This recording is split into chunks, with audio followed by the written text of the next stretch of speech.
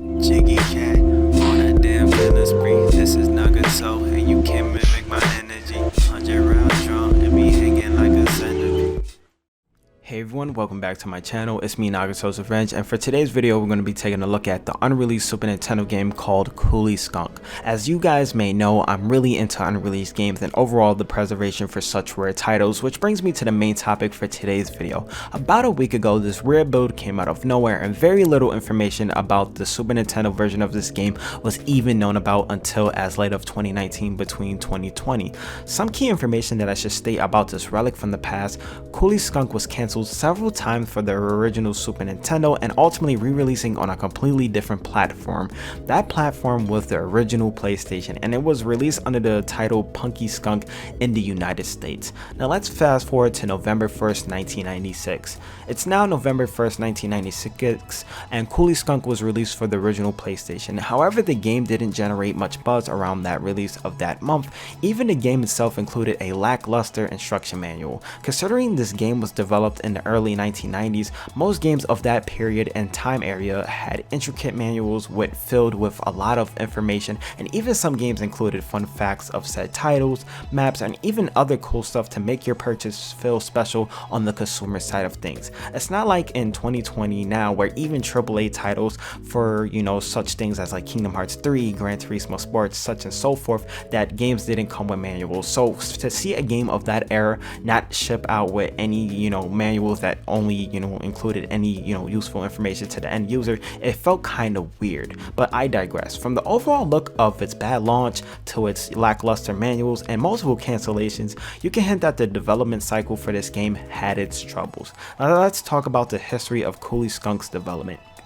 The original development of Cooly Skunks had a different outlook altogether and was supposed to be a unique project. Publisher BPS, or known as Bulletproof Software, famously known for Tetris, wanted to make a title targeted toward a younger audience. According to a developer by the name of Yukiyote, stated that the overall goal was to make Cooly the Skunk a mascot for BPS, kind of like how Nintendo had Mario in the early 90s as well as Sega had Sonic. Sadly, for these plans seemed to be scrapped, and BPS wanted to change the direction of what type of games they wanted to produce since the change of market in the early 1990s, which left Yukiyote a finished game without any publisher, sadly.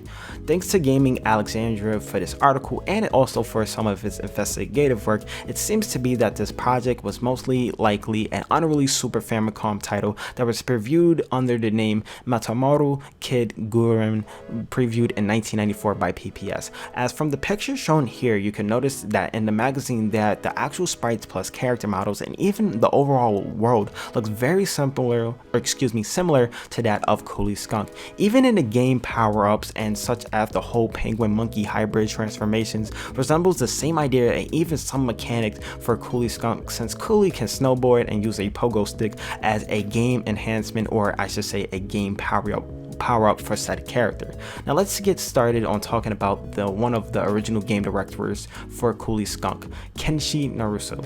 Kenshi Naruso was a game director for Cooly Skunk and had some insight to share about the overall game development for this project. Kenshi wanted his project to have some resemblance to the Sony/Epic Games Skyblazer, which was another Yukiyote developed title which was supposed to be targeted as well to a younger crowd. From this photo showcase here, you can see the comparison from Cooly versus Skyblazer.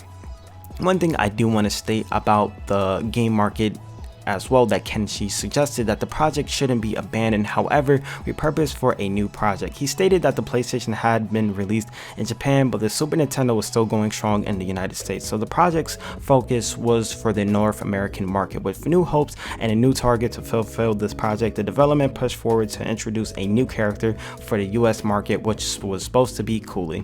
Here's a picture of Cooly the Skunk at Shoshinkai's, aka known as Nintendo Space World, in 1995. For those who don't know what Shoshinkai was, it basically was a video game trade show that was hosted from Nintendo between the years 1989 and 2001. Nintendo uses platform used to showcase new games, trade demos, and even new consoles. Now let's go ahead and fast forward 24 years. Okay, So it's late 2019, a BSX AM car cartridge for the Satellaview modem peripheral labeled as Cooly Skunk was found to be sitting in a display case at the retro game store Super Potato located in Akihabara, Tokyo for a mere 54,980 yen. If you translate that into US dollars, that's about 500 USD. Until this point, there was little public knowledge that the game had ever been broadcasted over Nintendo Satellaview service in Japan, but some searching and digging on various Japanese websites revealed that it had in fact one time been broadcasted in the form of a playable demo, and as well as also two other known broadcast titles which had been cancelled since a retail release. Judging by the 1996 date on the game's title screen and the overall completeness of the game itself, it can be assumed that this broadcast was showing off a visit that all of the accomplished that the content had on said disc at the time of its cancellation for its Super Nintendo original port. Possibly this build was put out before the PlayStation had ever even been made. So that's one cool fact that I do want to note here. Speaking of Punky the Skunk versus Cooly the Skunk, basically its PlayStation release, you can note that the game has simpler levels and design. So the Super Nintendo version, as I will showcase later on, once this video is fully done, you can see that the levels are more linear. It's basically left to right, as opposed as to the PlayStation 1 version, of course, since the hardware allowed the developers to really explore and basically exemplify the actual game itself. The levels had more depth into it per se. A lot of the character graphics appear to have the basically same verbatim as opposed to the retail game, which is pretty awesome too. So most of the Super Nintendo port of the game still resembles the actual retail PlayStation version even after all of its cancellations. One thing I do want to state as of right now, just giving a general synopsis and history over this dialogue, I do want to give a special thanks to all the people who helped curate this article. This is where I got most of the information from. Plus I do want to give a special thanks out to all these people showcased on the screen for dumping this content and preserving some cool history for a rare unreleased Super Nintendo game. With that being said, my name is Nagato, and here is the showcase of the actual game itself.